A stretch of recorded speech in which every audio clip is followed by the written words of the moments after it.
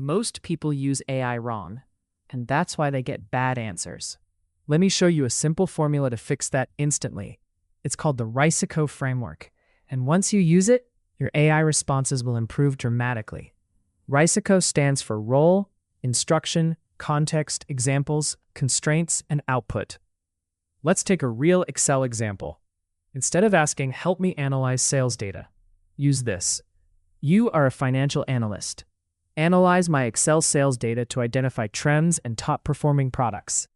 The dataset contains monthly revenue, product categories, and regions.